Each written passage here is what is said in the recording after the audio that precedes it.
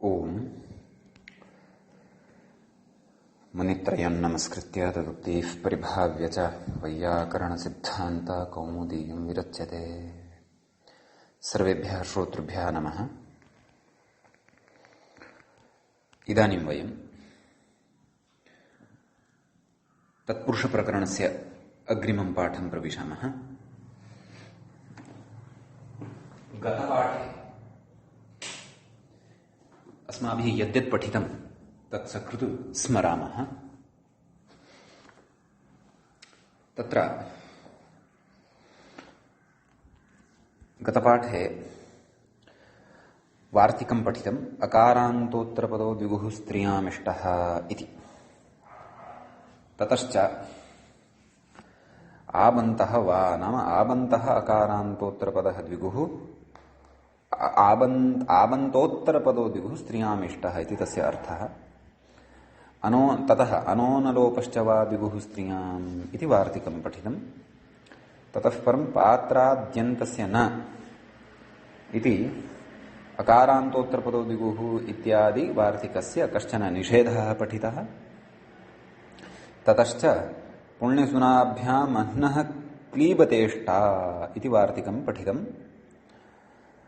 ततः अनन्तरं पथसङ्ख्याव्ययादेः इति वार्तिकं पठितप्रायं।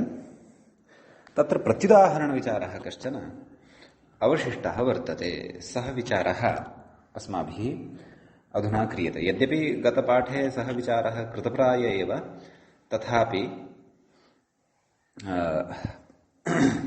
तत्र कश्चन विचारः, काचित् स्पष्टता अपेक्षिता आसीत्, तद् अधुना अस्माभिः विचार्यते। तत्र किमुक्तवान्? कृतसमासान्तनिर्देशात् नेह इति। नाम समासान्तनिर्देशवशात् प्रकृते न किन्न नाम नपुंसकत्वं न, वार्तिकेन नपुंसकत्वं खलु विधीयमानं वर्तते। अतः प्रकृते नपुंसकत्वं न भवति इत्युच्यते। क्व सुपन्थाः अतिपन्थाः इति। अस्तु, समीचीनं। तत्र पूजावाचकात् सु इति प्रयुक्तः, अतिवाचकात् अति इति प्रयुक्तः, अतः तत्र नपूजनात् इति सूत्रेण समासान्तस्य निषेधः कृतः। समासान्तस्य निषेधः कृतः, अतः तत्र परवल्लिङ्गतायाः अपि निषेधो न भवति। अतः पथिन् इति शब्दस्य यल्लिङ्गं वर्तते तदेव लिङ्गं समग्रस्य सुपथिन् इत्यस्य शब्दस्यापि भवति, तस्य नपुंसकत्वं न भवति। एवमेव अतिपन्थाः इत्यत्रापि नपुंसकत्वं न भवति। कुतः? यतः वार्तिके पथसङ्ख्याव्ययादेः इति वार्तिके पथः इति समासान्तस्य निर्देशः कृतः वर्तते। समासान्तः यः पथशब्दः सिद्ध्यति तस्य निर्देशः कृतः वर्तते। अतः समासान्त नाम सङ्ख्याव्ययादेः परः कृतसमासान्तः पथशब्दः क्लीबं स्यात् इति यः अर्थः वार्तिकस्य, नपुंसकलिङ्गे भवति इति यः वार्तिकस्य अर्थः, अथवा वार्तिकेन विधीयमानं यद् नपुंसकत्वविधानं, तत् विधानं तु केवलस्य समासान्तस्य विषये एव। कुतः सः नियमः ज्ञायते? वार्तिके पथः इति कृतसमासान्तनिर्देशवशात्।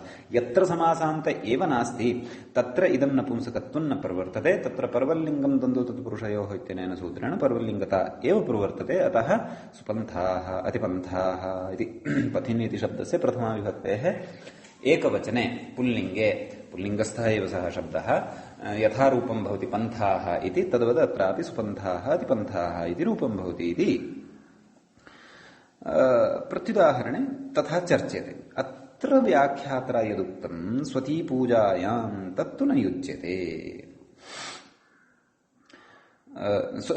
स्वतीपूजायाम् इति नियमः तु युज्यते, परन्तु स्वतीपूजायाम् इति समासः इति यदुक्तं सः अयं नियमः समासविषये न भवति खलु। यतोहि सुपन्थाः इत्यत्र तु प्रादिसमासः वर्तते, अतः कुवरिप्रादयः इति प्रादिसमासः इति वा वक्तव्यं। स्वतीपूजायाम् इति समासः यः उच्यमानः वर्तते तन्न युज्यते। कुतः? यतः स्वतीपूजायाम् इति न पूजनाति निषेधे नियमं करोति। नाम सु अति आभ्यां परे पूजा पूजावाचक नाम पूज्यस्य कस्यचित् नाम अस्ति, ततः समासान्तः प्रत्ययः न भवति इति। अतः एव तत्र अग्रे समासान्तप्रकरणे सुराजा अतिराजा इत्यादीनि उदाहरणानि उदाहरिष्यन्ते। तत्र सः व्याख्यायाम् एषः स्वयमेव लिखति। कः एषः टीकाकारः? प्रादिसमासः। भवन्तः तत्र गत्वा द्रष्टुं शक्नुवन्ति। तर्हि तत्र प्रादिसमासः इति लिखितः, अत्र कुतः न लिख्येत? यतोहि अत्रापि शोभनः पन्थाः सुपन्थाः अतिक्रान्तं पन्थानः अतिपन्थाः एवं रीत्या प्रकृतेपि अतिपन्थाः इत्यत्र तु अत्यादिसमासः, अत्यादयः क्रान्ताद्यर्थे पञ्चम्या। परन्तु सुपन्थाः इत्यत्र तु प्रादिसमासः एव खलु वक्तव्यः, प्रादयः ताद्यर्थे प्रथमया इति। यथा सुराजा इत्यत्र प्रादिसमासं कथयति तद्वत् अत्रापि तथैव कथनीयम्। अतः एषः किञ्चित् प्रकृते यः स्वतीपूजायाम् इति समासः यः एषः उक्तः तत्तु न युज्यते। अत्र एवं वक्तव्यं, स्वतीपूजायाम् इति नियमेन न पूजनात् इति समासान्तनिषेधः इति वा वक्तव्यम्। अथवा स्वतीपूजायाम् इति अपनीय, नाम व्याख्यायाम् इति अपनीय कुवदिप्रादयः इति समासः इति वा वक्तव्यम्। एवं च अत्र किञ्चित् परिष्कारः कर्तव्यः भवद्भिः श्रोतृभिः। अग्रे कथयति, आवश्यकत्वात् अनेन सिद्धे अपथन्नपुंसकम् इति न कार्यम् इति। आवश्यकत्वात् अनेन सिद्धे अपथन्नपुंसकम् इति न कार्यम्। नाम किम् अपथम् इति प्रयोगः यः वर्तते तत्र नपुंसकत्वम् अनेनैव खलु सिद्ध्यति।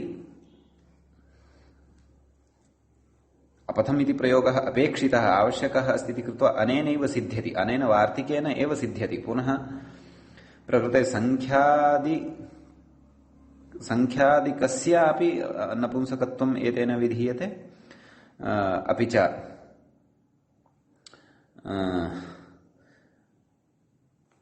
अव्ययपूर्वकस्यापि एतेन सिद्ध्यति। यतः तत्र तु अपथम् इति साध्यते, प्रकृते अव्ययपूर्वकं किं साध्यते? विपथं साध्यते। तर्हि विपथं नाम अस्य वार्तिकस्य अपेक्षा अस्ति एव खलु, अव्ययपूर्वकस्य विपथम् इति साधनीयम्, अपि च संख्यापूर्वकस्य त्रिपथम् इति साधनीयम्। तर्हि यथा विपथम् इति साधितं तद्वद् अपथम् इति अपि साधयितुं शक्यते खलु कृतसमासान्तम्। यतः तत्रापि येन नया समासः क्रियते सः नै अव्ययमेव खलु, अथ अव्ययपूर्वकत्वात् अपथम् इत्यत्रापि नपुंसकत्वं भविष्यत्येव। किमर्थम् अपथन् नपुंसकम् इति सूत्रारम्भः न कर्तव्यः।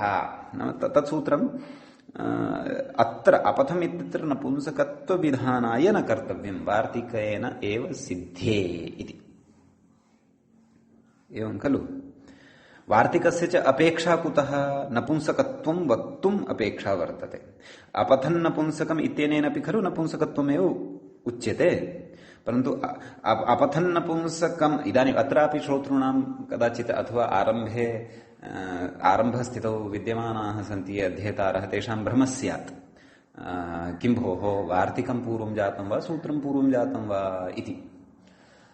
इति चेत् वदामः अस्तु सूत्रमेव पूर्वं जातं, वार्तिकं तु पूर्वं न जातम् इति।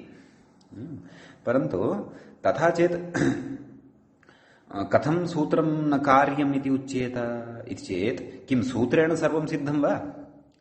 अपथन् नपुंसकम् इत्यनेन तु अपथम् इत्यस्य नपुंसकत्वम् उक्तं, किं विपथम् इत्यनेनापि तेन नपुंसकत्वं सिद्ध्यति वा? न खलु।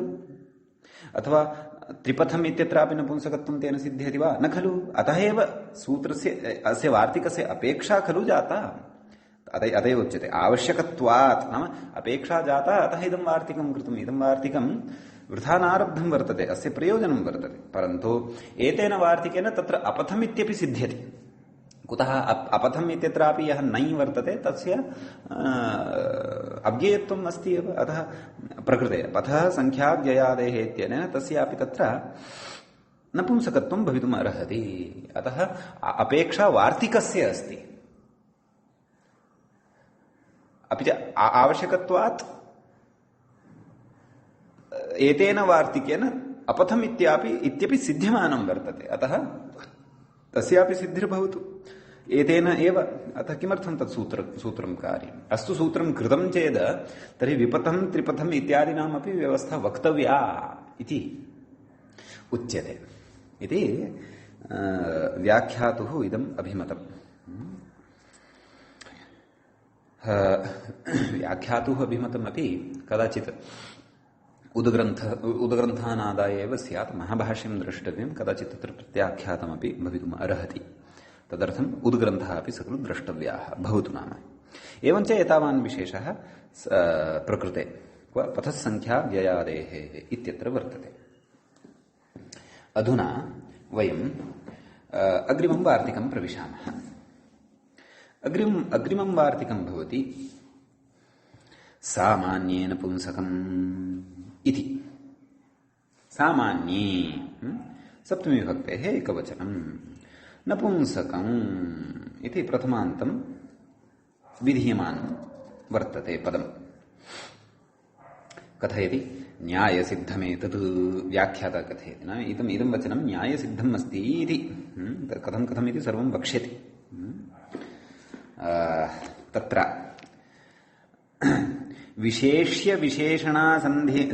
विशेषणासन्निधाने नाम विशेष्यविशेषणस्य विशेषविशेषणयोः असन्निधाने सति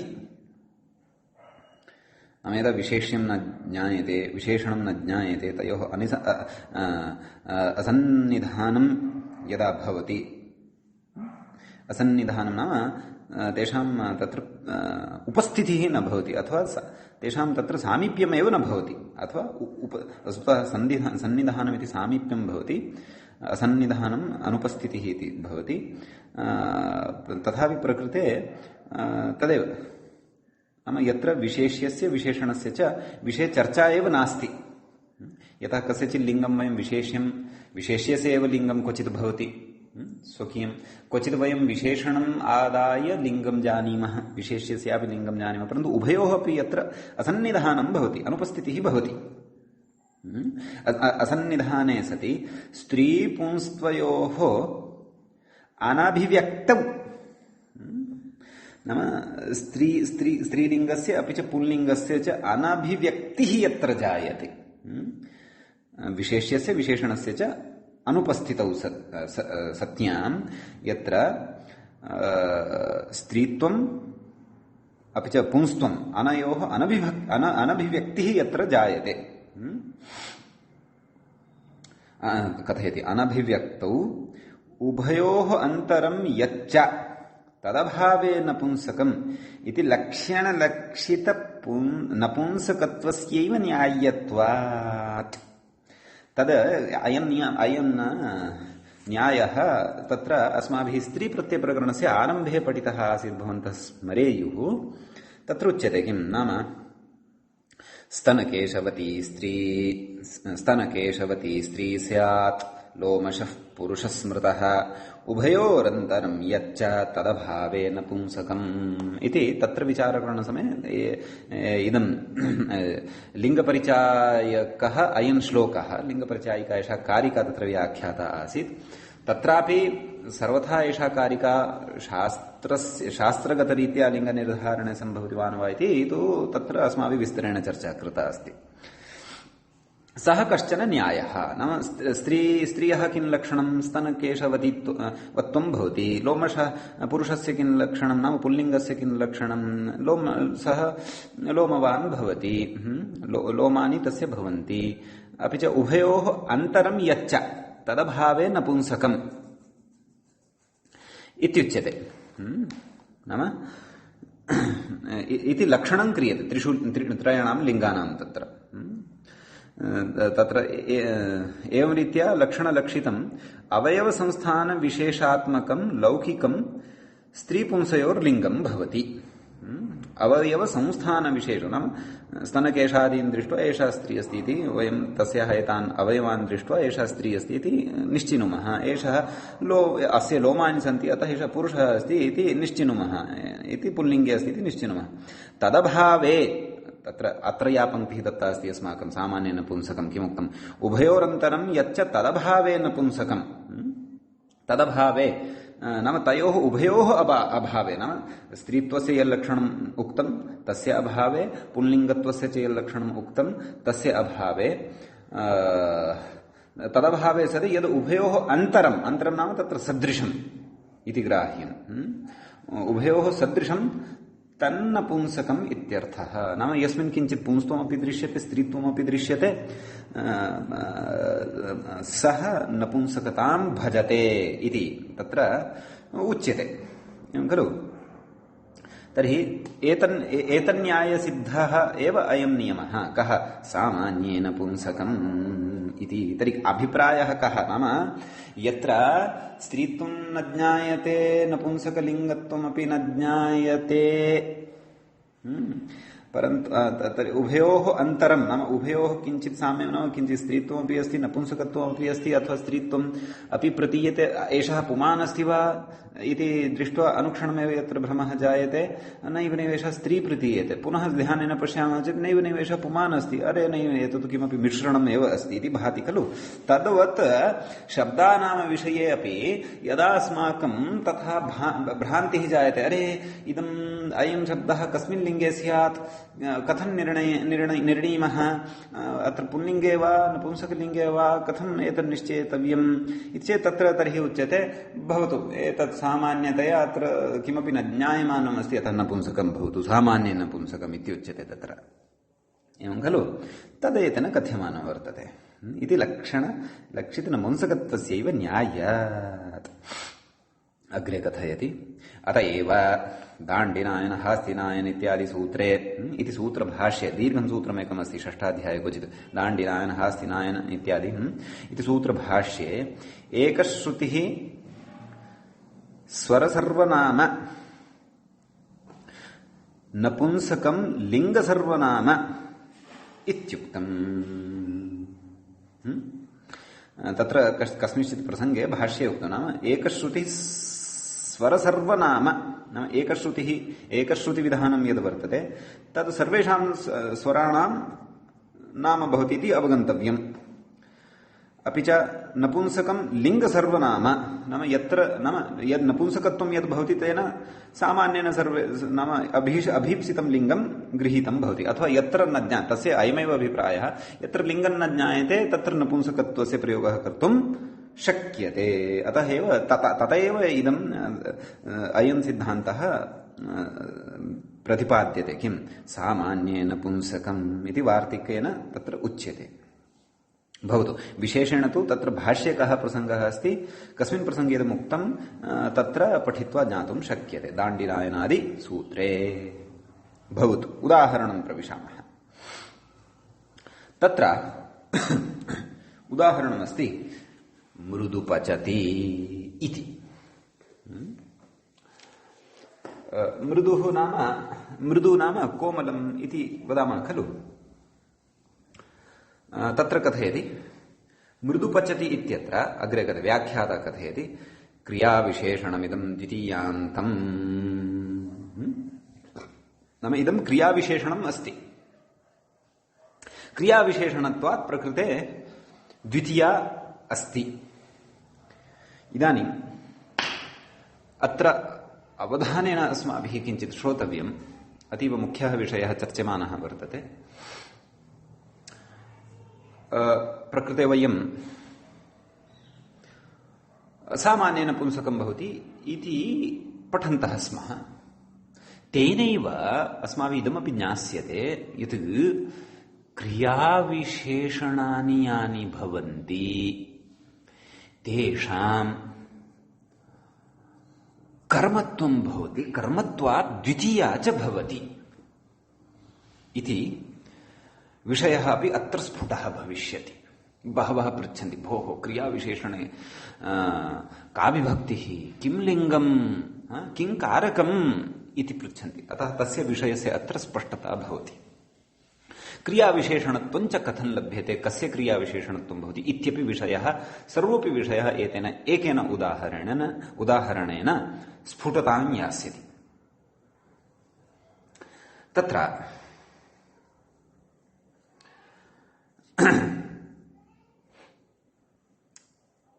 एतावद् उक्त्वा अग्रे इदानीं कथयिष्यति व्याख्याता, नाम कथम् अत्र कर्मत्वाच्च द्वितीया भवति इत्यर्थः। तत्र क्रियाविशेषणानां कर्मत्वं वक्तुम् अथवा तत्र कर्मत्वात् द्वितीया भवति इति पृथक्तया विशेषेण पृथक्तया एव किमपि सूत्रं तथा न रचितं वर्तते। तद् युक्त्या एव अस्माभिः ज्ञातव्यं भवति। युक्तिं प्रतिपाद्य विद्यमानैः सूत्रैः एव अत्र कर्मत्वं द्वितीया च सिद्ध्यति इत्यर्थः। अस्तु, अग्रे कथयति। कथं द्वितीयान्तं भवति इति सर्वं प्रतिपादयति, तद्ध्यानेन श्रोतव्यम्। पचेर्हि विक्लित्यनुकूलव्यापारः अर्थः, धातोः अर्थद्वयं भवति खलु, फलं व्यापारश्च, तत्सर्वं कारकप्रकरणे अस्माभिः स्फुटीकृतम्। अस्तु, तर्हि प्रकृते क्व मृदुपचति इत्यत्र पचधातुः, तस्य पचधातोः विक्लित्यनुकूलव्यापारः, विक्लित्यजनकः व्यापारः अर्थः वर्तते। कस्य पचधातोः? विक्लित्तिः नाम का? तदेव तण्डुलेषु तत्र मृदुत्वस्य जायमानत्वं, तदपि अस्माभिः कारकप्रकरणे विस्तरेण पठितं। विक्लित्तिर्नाम का? नाम तदेव पात्रस्थापनात् अग्निप्रज्वालनात् अधिशयनादारभ्य सर्वं तस्य सम्यक्तया पाकं विधाय अधः अवतारणं यावत् तत्र सम्यक् विक्लित्या मृदु अवस्थायाः प्राप्तिं यावत् यावती प्रक्रिया भवति, सः कश्चन तत्र व्यापारः भवति। तदन्तर्गतत्वेनैव विक्लित्यनुकूलः, नाम विक्लित्तिः नाम तत्र मृदुत्वगुणविशेषः यः वर्तते तस्य अनुकूल नाम जनकः व्यापारः। अयं च अर्थः कस्य? पचधातोः भवति इत्यर्थः। अस्तु, तत्र विक्लित्यंशे मृदुत्वम् अन्वेति।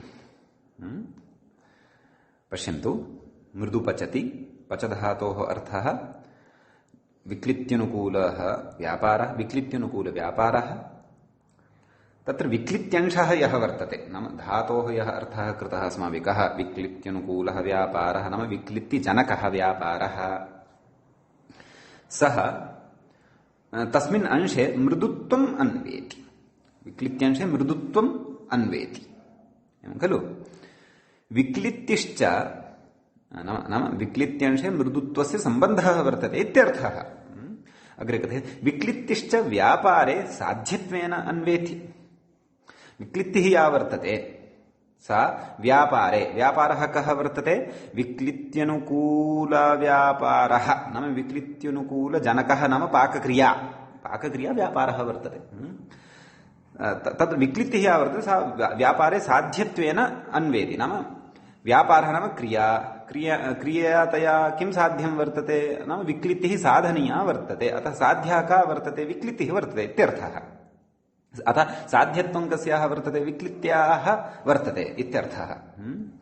तथा च मृदु पाकं करोति इत्यर्थः। नाम एवनीत्या तस्य शाब्दबोधं यदा अवगच्छामः तदा मृदुपचति इत्यस्य अर्थः कः भवति? नाम मृदुपाकं करोति, कोमलं पाकं, सुकोमलं पाकं, विक्लित्युक्तं पाकं करोति इत्यर्थः लभ्यते। कथयति, तथा च धातुपात्तव्यापारं प्रति, धातुगृहीतव्यापारः यः अस्ति पाकक्रिया इत्यर्थः, तां प्रति अथवा व्यापारं प्रति कर्मीभूतेन विक्लित्यंशेन, विक्लित्यंश अंश नाम मृदुत्वं, अतएव उक्तं खलु विक्लित्यंशे मृदुत्वम् अन्वेति। तच्च कर्मीभूतं, कर्मीभूतेन विक्लित्यंशेन सामानाधिकरण्यात् मृद्विति द्वितीया, नाम तत् कर्मीभूतं वर्तते। किं? सः कर्मीभूतः वर्तते। कः? विक्लित्यंशः। यश्च विक्लित्यंशः क्व अन्वेति? यश्च विक्लित्यंशः कः? तत्र मृदुत्वम्। अतः मृदुत्वं विक्लित्यंशे अन्वेति। अतः तेन विक्लित्यंशेन सामानाधिकरण्यात् मृद्विति द्वितीया। कुतः? यतः कर्मत्वं तस्य आयाति। कस्य? विक्लित्यंशस्य। अतः कर्मत्वेन कर्मत्वं तस्य लभ्यते इति कृत्वा कर्मणि द्वितीया भवति खलु। अनुक्ते कर्मणि द्वितीया भवति। अतः कर्मत्वात् प्रकृते द्वितीया विभक्तिः भवति इति अर्थः अवगन्तव्यः। अतः एवं रीत्या क्रियाविशेषणानि यानि भवन्ति प्रकृते मृदुपचति इत्यत्र मृदु इति क्रियाविशेषणं वर्तते।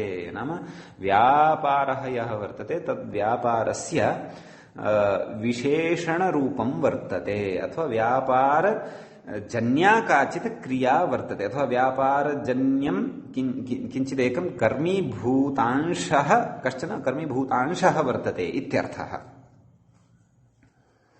एवं खलु।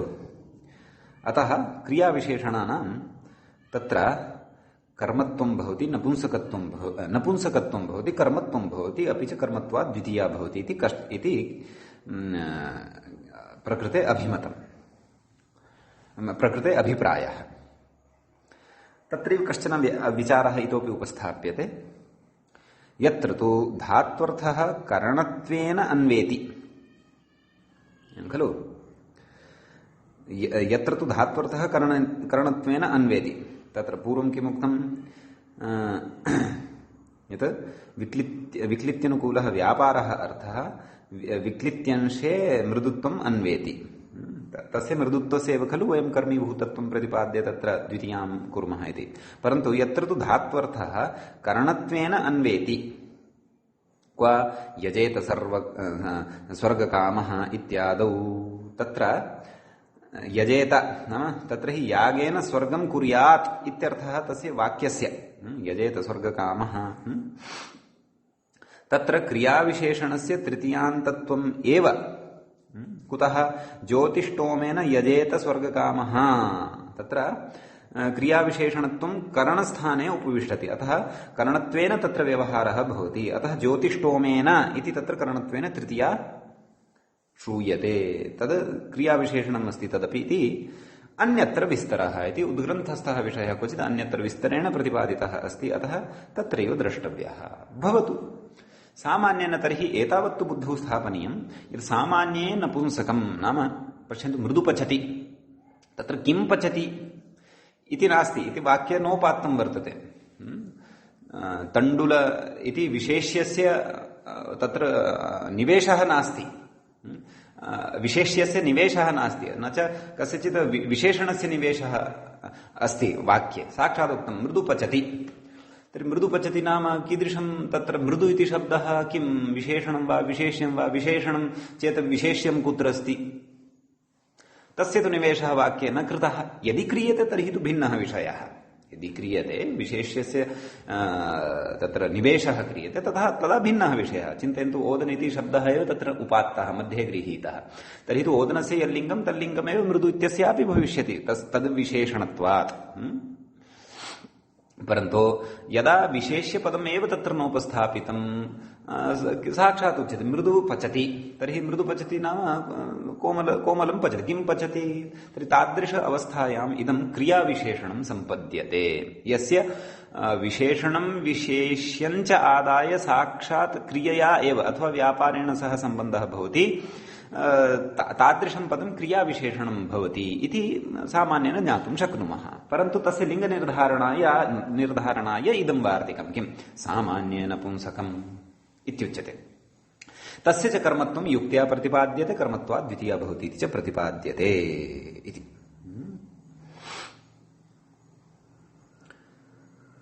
एवमेव इदम् एकम् उदाहरणं दत्तं किं मृदुपचति। एतादृशमेव अन्यदपि उदाहरणमस्ति प्रातः कमनीयम् इति। तत्रापि किं कथयति? अर्थं कथयति। रमणीयम् इत्यर्थः नाम प्रातः रमणीयम् कथम् एतादृशः अर्थः अथवा न कमनीयमित्यस्य तु रमणीयमित्येव अर्थः परन्तु कमनीयमित्यस्य सामान्यनपुंसकत्वं यदुक्तं तद् किमर्थम् उक्तम् अपि च क्रियाविशेषणत्वमपि तस्य वर्तते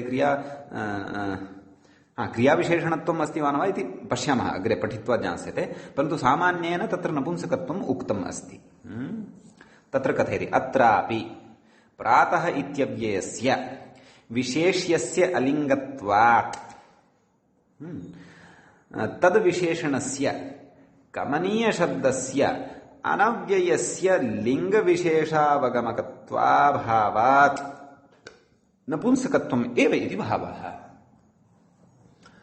प्रातः इति अस्ति तद् अव्ययम् अस्ति अव्ययानि तु अलिङ्गानि भवन्ति तत्र सामान्येन नियमः क्रियते नपुंसकलिङ्गे तानि भवन्ति वस्तुतः सः नियमः अपि अत एव क्रियते सामान्यनपुंसकम् इति बलात् इत्येव वक्तव्यम् वस्तुतः अव्ययानां यत्किमपि लिङ्गं न भवति अतः अव्ययीभाव निष्पन्नानाम् अव्ययानां तु भवति अन्येषाम् अव्ययानां लिङ्गं न भवति अत एव तत्र सामान्यं नपुंसकम् इत्युच्यते अतः नपुंसककोटौ अव्ययानि अनन्यगतिकतया तत्र अन्तर्भाव्यन्ते यद्यपि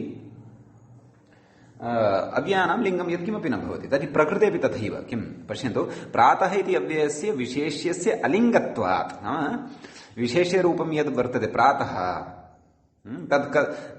तस्य विशेषणं किं कमनीयम् इति प्रयुक्तं परन्तु प्रातः इति अव्ययम् अस्ति अव्ययानां तु यत्किमपि लिङ्गमेव न भवति लिङ्गं यदि नास्ति तर्हि तस्य विशेषणस्य किं लिङ्गं स्यात् इति चेत् तत्र उच्यते अस्तु सामान्ये नपुंसकत्वम् एव भवति इति अतः कमनीयम् इत्यस्य तत्र नपुंसकता भवति तदेव उक्तम् कमनीयशब्दस्य अनव्ययस्य तत्तु अव्ययत्तं न भजते खलु किं कमनीयम् इति लिङ्गविशेषावगमकत्वाभावात् नाम लिङ्गविशिष्टं तस्य नाम विशिष्टं किमपि एकं लिङ्गं तस्य न ज्ञायते कुतः यतः तस्य विशेष्यभूतस्य प्रातः इत्यस्य एव लिङ्गस्य स्पष्टता नास्ति खलु अतः न ज्ञायते अतः नपुंसकत्वमेव इति भावः अतः तत्र नपुंसकत्वमेव वक्तव्यं सामान्ये नपुंसकम् इत्यनेन वार्तिकेन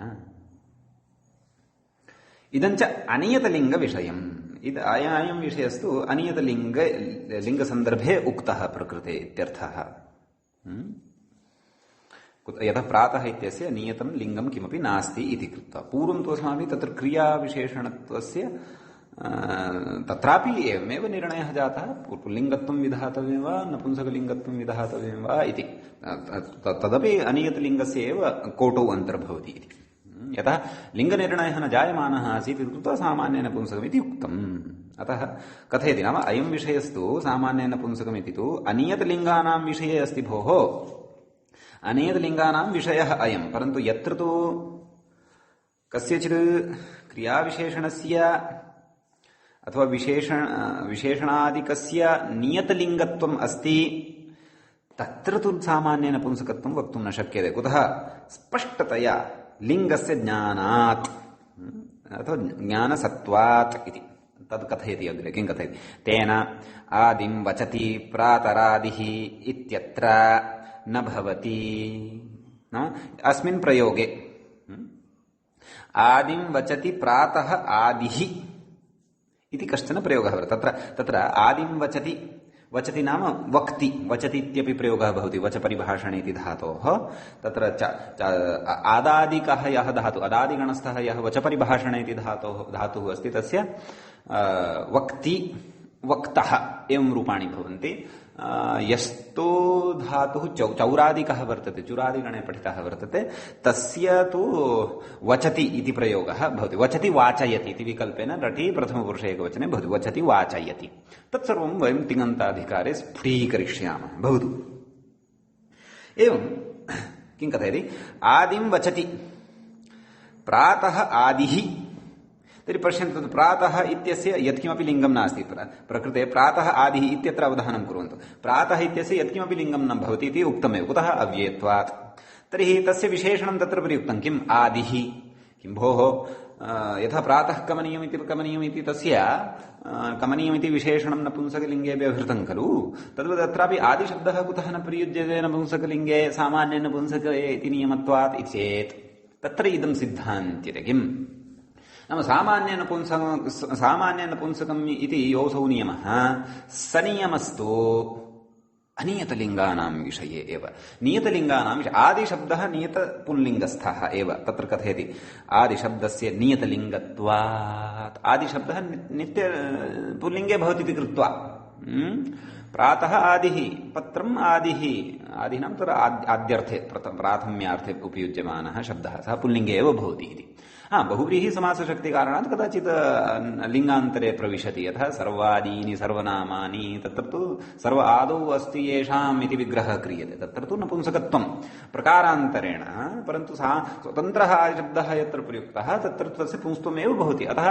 प्रकृते आदिशब्दः प्रातः इत्यस्य विशेषणत्वेन प्रयुक्तः तथापि तस्य नपुंसकत्वं न भवति कुतः नियतलिङ्गत्वात् कमनीयमिति सामान्येन विशेषणं तादृशं विशेषणं प्रयुज्यते यत् विशेष्य निघ्नं वर्तते अर्थात् यस्य विशेषणं विशेष्यम् आदाय भवति इत्यर्थः एवं खलु तर्हि एतावान् विचारः सामान्येन पुंसकम् इति वार्तिकविषये वर्तते अस्तु समीचीनम् इदानीं वयं अग्रे गच्छामः तत्र अधिकारसूत्रं किञ्चन वर्तते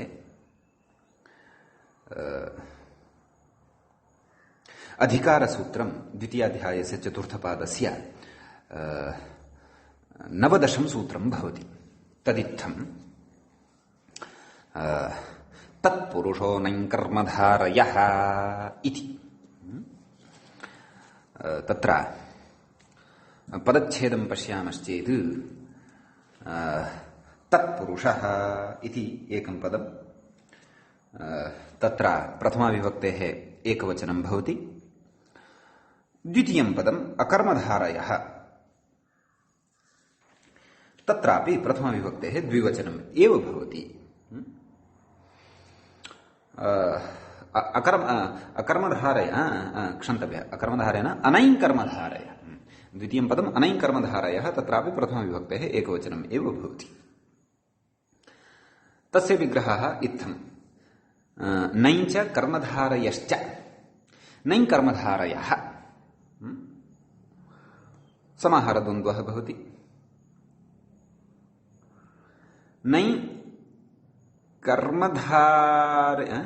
नैञ्च कर्मधारयश्च नैकर्मधारयः अस्तु समाहारद्वन्द्वश्चेत् नैकर्मधारयम् इति वक्तव्यं न नैकर्मधारयः अनैकर्मधारयः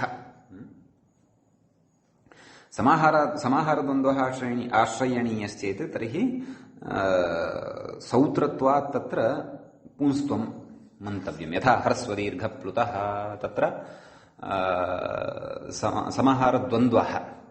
समाहारद्वन्द्वात् अपि द्वन्द्वे सत्यपि तत्र नपुंसकत्वं न श्रूयते स नपुंसकम् इत्यनेन कुतः पुंस्त्वमेव श्रूयते पुंस्त्वस्य कुतः तत्र कथं साधुत्वम् इति चेत् सौत्रत्वात् इति चेत् ऋषिप्रयोगात् अर्थात् ऋषि स्वतन्त्रः तत्र ऋषिः तस्य विषये अस्माकं यः कोऽपि आक्षेपः एव न भवति अत एव सः ऋषिः सः सामर्थ्यवान् अस्तु अतः प्रकृते अपि यदि समाहारद्वन्द्वः आश्रितः तर्हि तस्य पुंस्त्वं सौत्रम् इति चिन्तनीयम् इति व्याख्यात्रादुनोच्यते परन्तु अस्माभिः कश्चन विचारः प्रथमावृत्तिग्रन्थमादाय क्रियमाणः वर्तते अस्तु तत्र अयम् अधिकारः भवति अधिकारसूत्रमिदं भवति तत्र को यावत् अयम् अधिकारः गच्छति इति चेत् इतः अग्रे वयं द्वित्राणि सूत्राणि पठिष्यामः तत्र 25 सूत्रं भवति अस्य पादस्य विभाषा सेनासुराच्छायाशालानिशानाम् एतावत् पर्यन्तम् अस्य सूत्रस्य अधिकारः गच्छति अपि च गतसूत्रात् नपुंसकम् इत्यपि अनुवर्तते तदपि बुद्धौ स्थापनीयम् कुतः सत्यं सनपुंसकम् इति वा अपथन्नपुंसकम् इति वा अपथन्नपुंसकम् इति स्यात् प्रायः अपथन्नपुंसकं न सनपुंसकं सप्तदशं सूत्रं खलु किं सनपुंसकम् इदं तु नवदशं सूत्रं सनपुंसकम् इत्यस्मात् नपुंसकम् इति अनुवर्तते एवं खलु तर्हि कः अर्थः कर्तव्यः अस्य सूत्रस्य तादृशः तत्पुरुषः यः अनैकर्मधारयः अस्ति नाम नै तत्पुरुषः अपि च कर्मधारय तत्पुरुषः नास्ति तादृशस्य नपुंसकत्वं वक्तव्यम् तदेव च व्याख्याता कथयन् अस्ति किं पश्यन्तु नै समास कर्मधारयाभ्यां भिन्नः भिन्नयोगे तृतीया अपि भवति खलु इति अस्माभिः पठितम् आसीत् न्यारादितरर्थेदिक्शब्दान् शूद्रपदाजाहि युक्ते इत्यत्र तु द्वितीया भवति भिन्नशब्दे तृतीया अपि क्वचित् तत्र युक्त्या प्रतिपादितम् इति स्मरामि अहम् अस्तु भवतु नै किमुच्यते अथवा न पञ्चमी अस्ति एषा नै समास कर्मधारयाभ्याम् इति पञ्चमी अस्ति भिन्न इत्यादि योगे पञ्चमी अपि भवति तस्मात् भिन्नः इत्यादि तद् कारकप्रकरणे अस्माभिः प्रतिपादितम् अस्तु भवतु तत्र कथयति नै समास कर्मधारयाभ्यां भिन्नः नाम नै समास भिन्नः कर्मधारय समास भिन्नश्च यः तत्पुरुषः इत्यर्थः भिन्नस्तत्पुरुषः वक्ष्यमाणकार्यभाक् इत्यर्थः अग्रे अस्य अधिकारः यावत् गच्छति तावत्पर्यन्तं यद्यत् कार्यम् उक्तं वर्तते तत्तद् कार्यं भजते यदि एतादृशः तत्पुरुषः कीदृशः तत्पुरुषः यः नै तत्पुरुष भिन्नः नाम नै तत्पुरुषः नास्ति अपि च कर्मधारय तत्पुरुषः नास्ति तस्य किं भवति नपुंसकलिङ्गत्वं भवति तदाह अधिकारोऽयं पर्वल्लिङ्गं द्वन्द्वतत्पुरुषयोः इत्यतः प्रागिति शेषः नाम पर्वल्लिङ्गं द्वन्द्वतत्पुरुषयोः विभाषासेन सुराच्छायाशालानिशानाम् इति पञ्चविंशं सूत्रं खलु पञ्चविंशं सूत्रं सत्यं विभाषासेन सुराच्छायाशालानिशानाम् इति पञ्चविंशं सूत्रम् इदं सूत्रं नवदशं सूत्रम् विभाषासेनासुराच्छायाशालानिशानाम् इत्यतः अग्रिमं सूत्रं साक्षात् वर्तते किं परवल्लिङ्गं द्वन्द्वतत्पुरुषयोः इति अतः तत्सूत्रं यावत् इत्यर्थः न ततः पूर्वं ततः प्राग् इति तद् यावत् न ततः प्राग् अस्य अधिकारः गच्छति इत्यर्थः अस्तु तर्हि अधिकारः ज्ञातः अस्य अर्थः ज्ञातः एतेन किं करिष्यते तदपि ज्ञातम् अग्रे इदानीं सूत्रं पठनीयमस्ति सूत्रम् एवमस्ति संज्ञायां कन्थोषि नरेषु इत्यस्ति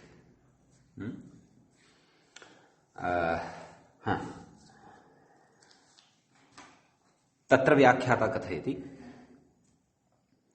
सुगममेव नाम सरलम् अस्ति अतिसरलम् अस्ति तत्र यः कोऽपि तत्र विशेषः एव नास्ति इति कृत्वा सः अस्य व्याख्यानं न कृतवान् परन्तु वयं तु करिष्यामः अस्तु किं कथयति नाम तस्य पदच्छेदः आदौ द्रष्टव्यः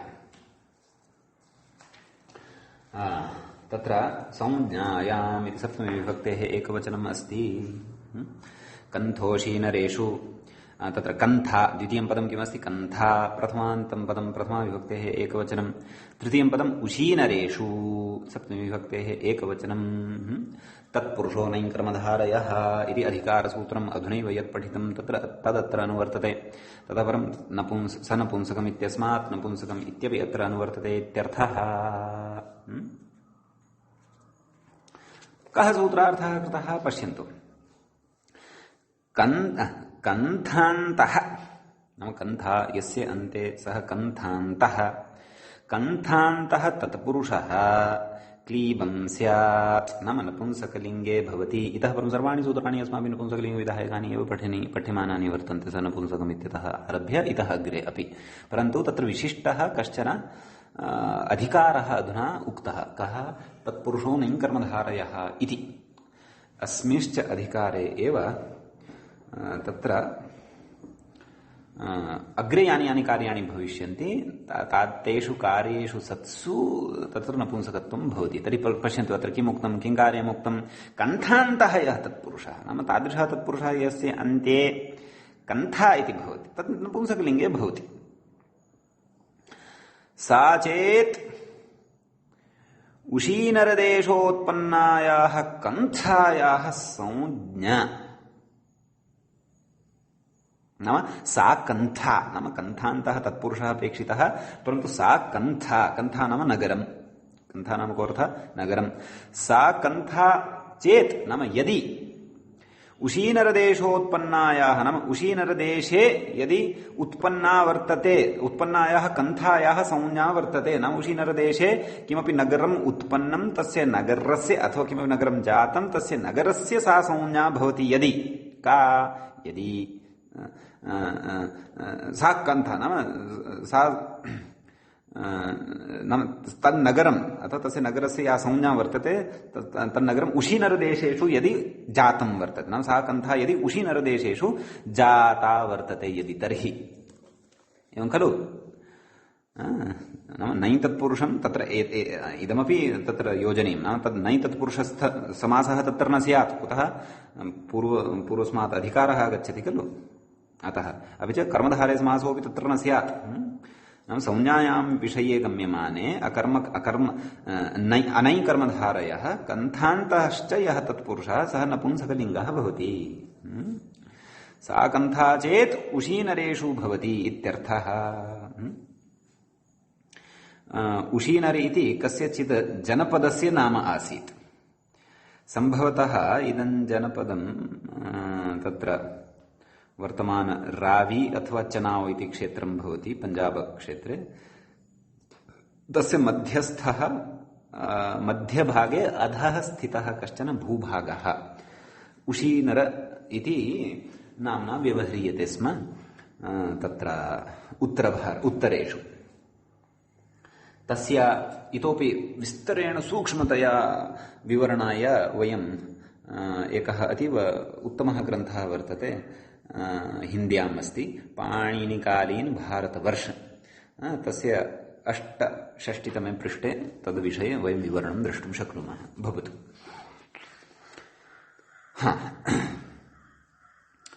तर्हि उदाह्रियते किं? सूत्रार्थः अवगतः। इदानीम् उदाहरणं किं? सुषमस्य अपत्यानि सौषमयः तेषां कन्था सौषमिकन्थम् इति उदाहरणम्। सुषमस्य अपत्यानि कानि भवन्ति? सौषमयः। सुषमस्य अपत्यं सौषमिः इति भवति, बहुवचने सौषमयः इति। तेषां कन्था नाम तेषां नगरं किं भवति? सौषमिकन्थम् इति। तर्हि प्रकृते षष्ठी समासः अस्ति खलु, षष्ठी तत्पुरुषः अस्ति खलु। तेषां नाम सौषमयः सौषमीनां कन्था सौषमिकन्थम् इति भवति। तर्हि सौषमीनां कन्था सौषमीकन्था इति न भवति। कुतः? प्रकृते संज्ञायां कन्थोशीनरेषु इत्यनेन कन्थान्तः अयं तत्पुरुषः। अपि च पश्यन्तु, षष्ठी तत्पुरुषः अत्र वर्तते। निषेधः कस्य कस्य तत्पुरुषस्य उक्तः? नै तत्पुरुषः न भवेत्, कर्मधारय तत्पुरुषोऽपि न भवेत्। प्रकृते तु षष्ठी तत्पुरुषः भवति। अतः सुषमीनां कन्था सौषमी कन्था इति न भवति, अपि तु तस्य नपुंसकत्वं संज्ञायां कन्थोशीनरेषु इत्यनेन सूत्रेण तस्य नपुंसकलिङ्गत्वं भवति। नपुंसकलिङ्गत्वात् तत्र ह्रस्वो नपुंसके प्रातिपदिकस्य इत्यनेन ह्रस्वविधानं भवति। सु अं पूर्वरूपं सौषमिकन्थम् इति रूपं सिद्धं भवति इत्यर्थः। सुषमयः तत्र सौषमयः केचन ये उशीनरदेशे जायन्ते ते केचन स्युः तेषां कन्था नाम नगरं तस्य तत्र नाम उच्यते सौषमिकन्थम् इति। एवं रीत्या तत्र प्रथमः प्रयोगः सिद्ध्यति। एकमेव उदाहरणं प्रकृते प्रदत्तं वर्तते। तत्र संज्ञा गम्यमाना भवतु अतः। अन्यदुदाहरणं तत्र दत्तं किं नाम प्रत्युदाहरणम् उच्यते किं संज्ञायां किम् इत्युच्यते। तर्हि नाम यत्र तत्र पश्यन्तु सा उशीनरदेशोत्पन्नायाः कन्थायाः संज्ञा यदि तर्हि उशीनरदेशे उत्पन्नस्य नगरस्य संज्ञा यदि यत्र तु नाम तद्देशे नगरस्य संज्ञा नास्ति तत्र तु नाम कन्था इत्यस्य संज्ञात्वं यत्र नास्ति तत्र तु नपुंसकत्वं न भविष्यति इत्यर्थः। तत्र उदाह्रियते प्रत्युदाह्रियते किं किमुच्यते वीरणकन्था इति। नाम प्रकृते वीराणां कन्था इति विग्रहः क्रियते, अतः प्रकृते एषा या कन्था वर्तते सा कन्था उशीनरदेशेषु विद्यमाना नास्ति, उशीनरदेशोत्पन्ना नास्ति। एषा तु वीरणेषु उत्पन्ना कन्था वर्तते। अतः कृत्वा किञ्च संज्ञात्वम् अस्याः नास्ति इति कृत्वा प्रकृते नपुंसकलिङ्गत्वम् अपि न भवति। अतः संज्ञायां गम्यमानायाम् एव नपुंसकत्वं भवति इत्यर्थः। इदम् एकम् उदाहरणं, नाम संज्ञात्वं नास्ति कन्थायाः इति कृत्वा। इदानीम् उशीनरेषु किम् इति उक्तम्, नाम सा उशीनरदेशोत्पन्ना एव कन्था स्यात्। सा प्राक्तनप्रत्युदाहरणे मया किमुक्तं, नाम उशीनरदेशे नास्ति सा उत्पन्ना न, प्राक्तनोदाहरणे तथा न। प्राक्तनोदाहरणे उशीनरदेशोत्पन्नत्वम् अथवा अनुत्पन्नत्वम् इति न सम्बध्यते, परन्तु संज्ञात्वं वा असंज्ञात्वं वा अस्ति वा तस्य कन्था इति शब्दस्य तद् प्रत्युदाहरणविचारः संज्ञायां किम् इति उक्त्वा आरब्धः। अधुना कः प्रत्युदाहरणविचारः आरभ्यते चेत् उशीनरेषु किम्, नाम सूत्रे उक्तं खलु उशीनरेषु, नाम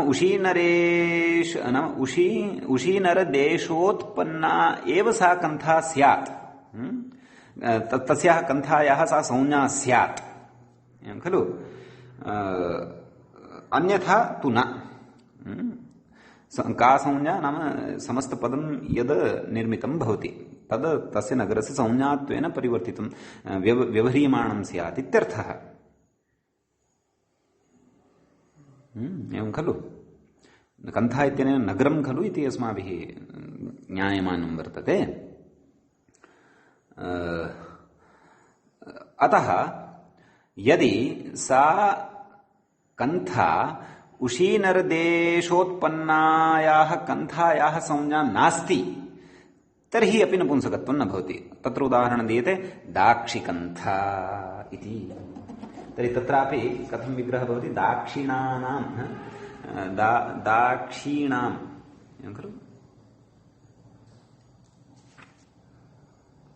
दाक्षिकन्था, दक्षस्य अपत्यं पुमान् दाक्षिः, दाक्षिणां तस्य ह्रीणाम् इति वा दाक्षीणां कन्था दाक्षिकन्था। तर्हि प्रकृते तत्र नाम उशीनरदेशोत्पन्ना एषा कन्था नास्ति, तस्याः संज्ञा एषा नास्ति इति कृत्वा प्रकृते नपुंसकत्वमपि न भवति। यद्यपि षष्ठी तत्पुरुषः अस्ति तथापि नपुंसकत्वं न भवति। नपुंसकत्वं तु तत्रैव भवति यदि सा कन्था उशीनरदेशोत्पन्नायाः कन्थायाः संज्ञा भवति। यथा सौषमिकन्थम् इति उदाहरणम् अस्माभिः साधितं, तथेदम् इत्यर्थः। एवं खलु। तत्र वृत्तौ तु काशिकायां तु इतोपि एकम् अन्यदपि उदाहरणं दत्तम् आह्वरकन्थम्। अतः इतिहासः ततः इतोपि अस्माभिः ज्ञातुं शक्यते। पाणिनीयसूत्रेषु प्रचुरतया इतिहासवर्णनम् अपि अस्ति एव। अतः तत्र किमुच्यते आह्वरकन्थं। तर्हि तत्र आह्वराणां कन्था इति आह्वराः के इति तु इदानीं तत्र इतिहासदृष्ट्यापि अध्ययनस्य अपेक्षा भवति। तदर्थं पाणिनिकालीन भारतवर्ष इति यदि वयं पठामः ग्रन्थं तत्र लेखकेन अतीव विस्तरेण अयं विषयः प्रतिपादितः वर्तते। अतः तत्रापि द्रष्टुं शक्यते। एवञ्च एतावान् विशेषः संज्ञायां कन्थोषीनरेषु इति सूत्रे अन्तर्भवति, यश्च विशेषः अस्माभिः अत्र विचारितः। इदानीं वयम् अग्रिमं सूत्रं पठामः। अग्रिमं सूत्रमस्ति उपज्ञोपक्रमं तदाद्याचिख्यासायाम् इति। तत्र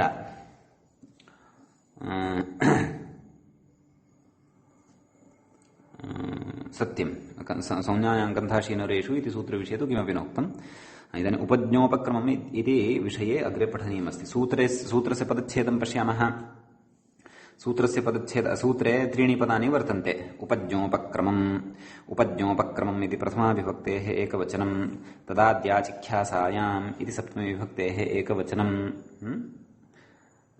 3 न 2 एव पदे स्तः। उपज्ञोपक्रमम् इति एकं, तदाद्याचिख्यासायाम् इति च अपरम्।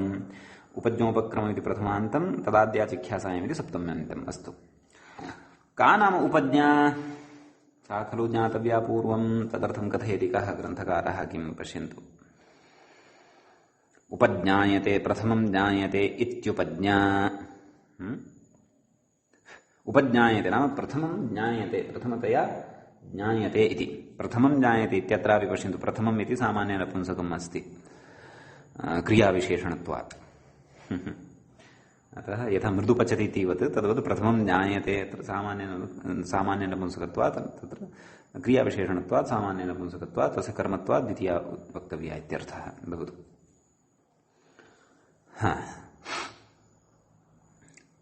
प्रथमतया या ज्ञायते सा उपज्ञा भवति इत्यर्थः। स्त्रियाङ्क्तिङ् इत्यधिकारे आतश्चोपसर्गे इति कर्मण्यण् क्व उपज्ञा इत्यस्य सिद्धिं वदन् अस्ति। उपसर्गपूर्वक ज्ञा इति धातोः आतश्चोपसर्गे इति सूत्रेण कर्मणि अङ् इति उक्तम्। आतश्चोपसर्गे इति अङ् विधायकमपि अस्ति खलु एकं सूत्रम्। अस्तु, कर्मणि अङ् इति उच्यते। अङ्गं तत्त्वा टाप् उपज्ञा इति रूपं सिद्ध्यति इत्यर्थः। उपक्रम इदानीम् एतत्तु उपज्ञाशब्दविषये उक्तम्। सूत्रे प्रथमपदं किमस्ति? उपज्ञोपक्रमम् इति अस्ति खलु। तत्रापि तद् समाहारद्वन्द्वः अस्ति। उपज्ञा च उपक्रमश्च उपज्ञोपक्रमं समाहारद्वन्द्वः वर्तते तत्रापि। अतः उपज्ञा इति विषये तावता चिन्तितम्। इदानीम् उपक्रमः इति विषयेपि ज्ञातव्यम्। उपक्रमः नाम उपक्रम्यते, आरभ्यते इत्युपक्रमः। उपक्रमः नाम आरम्भः। उपक्रम्यते, आरभ्यते इति उपक्रमः भवति। तत्र कर्मणि घञ् प्रत्ययः भवति।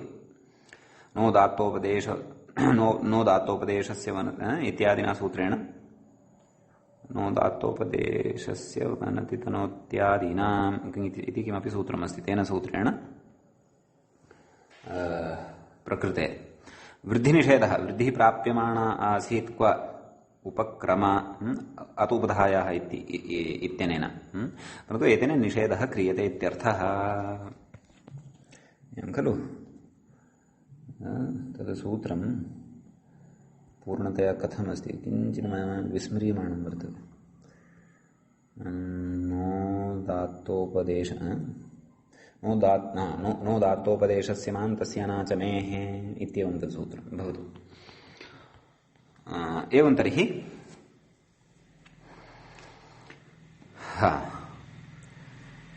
समाहारद्वन्द्वः भवति। उपज्ञा च उपक्रमश्च इति इत्यत्र अग्रे कथयति तत्पुरुषः इत्यस्य विशेषणमिदम् नाम तत्र अनुवृत्त्या यल्लभ्यते तत्पुरुषो नैं कर्मधारयः इत्यतः लभ्यते खलु तस्य विशेषणमिदम् तदन्तविधिः स नपुंसकम् इत्यतः नपुंसकमित्यनुवर्तते तदाह उपज्ञान्त उपक्रमान्तश्चेति सूत्रार्थं पश्यन्तु उपज्ञान्तः उपक्रमान्तश्च तत्पुरुषः नपुंसकं स्यात् तादृशः तत्पुरुषः यस्य अन्ते यः उपज्ञान्तः भवति यश्च उपक्रमान्तः भवति नाम उपज्ञा शब्दः यस्य अन्ते भवति अपि च उपक्रमशब्दः यस्य अन्ते भवति तादृशः शब्दः तयोः कथयति तयोः उपज्ञायमानोपक्रम्यमाणयोः आदिः आदिः नाम प्राथम्यं चेत् आख्यातुम् इष्यते नाम यत् उपज्ञायमानम् अस्ति तस्य आदिः अपि च उपक्रम्यमाणं यदस्ति तस्य आदिः आदिः अर्थात् प्राथम्यं चेत् नाम यदि आख्यातुम् इष्यते तदाद्याचिख्यासा इति खलु उक्तम् तस्य अर्थः कः आख्यातुम् इष्यते अथवा वक्तुम् इष्यते विवक्ष्यते इति वा अर्थः आद्याचिख्यासा इत्यस्य अवगन्तव्यः तयोः आद्याचिख्यासा तदाद्याचिख्यासा इत्यत्र तद् शब्देन उपज्ञोपक्रमम् अनयोः ग्रहणं क्रियते इत्यर्थः तस्यापि विग्रहः ज्ञातव्यः अतः आचिख्यासा नाम विवक्षा आदिः एषा आचिख्यासा आद्याचिख्यासा नाम प्रथमा आचिख्यासा नाम प्रथमतया विवक्षा इत्यर्थः इति तस्य विग्रहः ज्ञातव्यः तदेव कथयति तच्छब्देन उपज्ञोपक्रमो विवक्षितौ नाम सूत्रे तदाद्याचिख्यासायाम् इत्यत्र तच्छब्देन उपज्ञा अपि च उपक्रम इति इति एतौ विवक्षितौ स्तः इत्यर्थः एवं खलु आदिशब्देन भावप्रधानः प्राथम्ये वर्तते न किं कथयति आदिशब्दः भावप्रधानः प्राथम्ये वर्तते नाम प्राथम्यार्थे आदिशब्दः अस्ति अतः तत्र सूत्रार्थकरणस्य वेलायां तत्र विशेषेण अयं शब्दः अस्य शब्दस्य अर्थः उक्तः आदिः नाम प्राथम्यं तस्य प्राथम्यं चेत् आख्यातुम् इष्यते इत्यर्थः तयोः आदिः अर्थात प्राथम्यं तदादिः इति तस्य आचिख्यासा नाम आख्यातुम् इच्छा विवक्षायाम् इति यावत् आचिख्यासायां नाम विवक्षायाम् इत्यर्थः नाम विवक्षा इत्यस्य यः अर्थः भवति स एव अर्थः आचिख्यासा इत्यस्यापि भवति इत्यर्थः तदाह नाम अतः सूत्रार्थः उक्तः तयोरादिः इत्यादि भवतु एवञ्च सूत्रार्थः ज्ञातः अग्रे उदाह्रियते किम् पाणिनेः उपज्ञा पाणिन्युपज्ञं ग्रन्थः नाम पाणिनेः उपज्ञा नाम पाणिनेः तत्र आद्याचिख्यासा वयं वदामः अस्माकं नाम प्रयोक्तुः तत्र आद्याचिख्यासा वर्तते नाम पाणिनिना प्रथमं ज्ञायमानः इत्यर्थः इति इदं प्रकरणं पर्वल्लिङ्गत्वस्य विशेष्य निघ्नत्वस्य चापवादः अस्तु उदाहरणस्य अर्थः स्पष्टः खलु नाम पाणिन्युपज्ञं ग्रन्थः अस्य कः अर्थः नाम पाणिनिना प्रथमं ज्ञायमानः इत्यर्थः यः ग्रन्थः सः पाणिन्युपज्ञं भवति इति तर्हि तत्र कथं विग्रहः कर्तव्यः इति चेत् नाम पाणिन्युपज्ञं तत्र आदौ पाणिन्युपज्ञा इति आदौ खलु लभेत अतः तत्र लौकिकविग्रहः इत्थं कर्तव्यः पाणिनेः उपज्ञा इति लौकिकविग्रहः अलौकिकविग्रहे पाणिनि ङस् उपज्ञा सु तर्हि पश्यन्तु प्रकृतषष्ठीसमासः वर्तते षष्ठीसमासः अतः अयञ्च षष्ठीसमासः नै भिन्नसमासः अस्ति कर्मधारे भिन्नश्च समासः अस्ति इति कृत्वा प्रकृते अस्य तत्पुरुषो नै कर्मधारयः इत्यत्र उक्तः नियमः अपि अत्र परिपालितः भवति। अतः पाणिन्युपज्ञा इति लभ्यते। पाणिन्युपज्ञा इति उपज्ञान्तत्वात् प्रकृतसूत्रेण केन उपज्ञोपक्रमं तदाद्याचिख्यासायाम् इत्यनेन सूत्रेण तस्य नपुंसकत्वं विधीयते। एवं खलु। अतः पाणिन्युपज्ञं ग्रन्थः इत्येव भवति, न तु पाणिन्युपज्ञः ग्रन्थः अथवा पाणिन्युपज्ञा ग्रन्थः इति वा। अतः पाणिनिना प्रथमतया ज्ञायमानः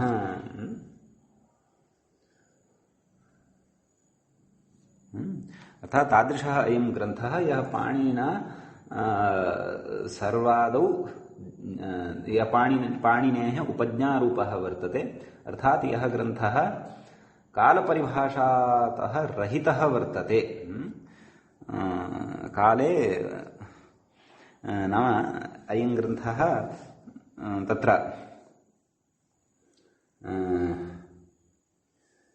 किमित्युच्यते चेत्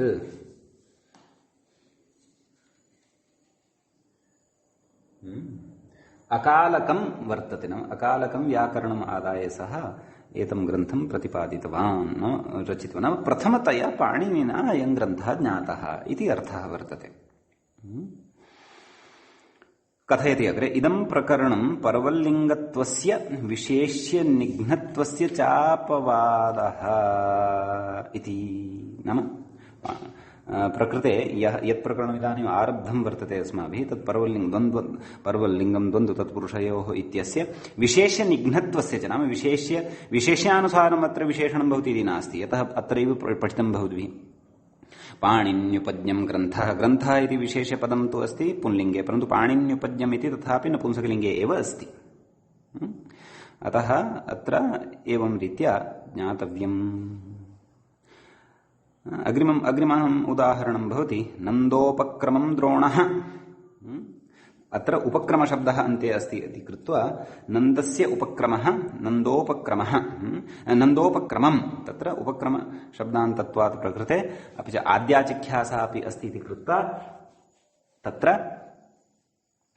नपुंसकलिङ्गत्वम् एतेन सूत्रेण भवति। अतः नन्दोपक्रमम् इत्येव व्यवह्रियते, न तु नन्दोपक्रमः द्रोणः इत्यर्थः। कथयति नन्देन आरभ्यमाणः इत्यर्थः।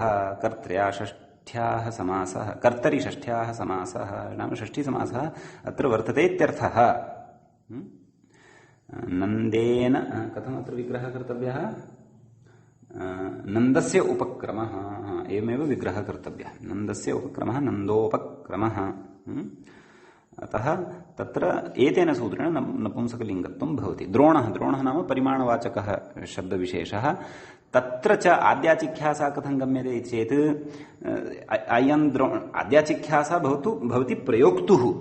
नाम पाणिन्युपज्ञं ग्रन्थः तस्य अस्माभिः किं तत्र विवक्ष्यते नाम पाणिनिना एव प्रथमतया ज्ञायते इत्यर्थः तस्य ग्रन्थः।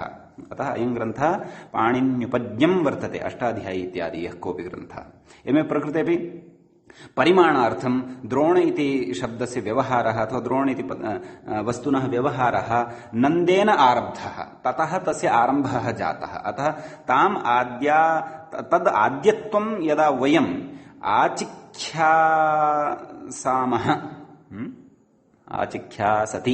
आचिख्यासामः तदा तत्र उपक्रमान्तस्य शब्दस्य नपुंसकलिङ्गत्वम् एतेन भवति। यदि सः तत्पुरुषः भवति अपि च नैभिन्नः तत्पुरुषः भवति, कर्मधारये भिन्नश्च तत्पुरुषः यदा भवति तदा। एतावान् विशेषः अस्मिन् सूत्रे वर्तते। अतः अस्य उदाहरणानि इत्थं भवन्ति। विशेषेण अत्र स्पष्टतायै इतोपि चिन्तनं कर्तुं शक्यते। विविधाः टीकाः दृष्ट्वा विविधान् ग्रन्थांश्च दृष्ट्वा अद्य तावद् वयम् अत्रैव उपसंहरामः। मुनित्रयं नमस्कृत्य तदुक्तैः परिभाव्य च वैयाकरणसिद्धान्तकौमुदीयं विरच्यते। सर्वेभ्यः श्रोतृभ्यः नमः।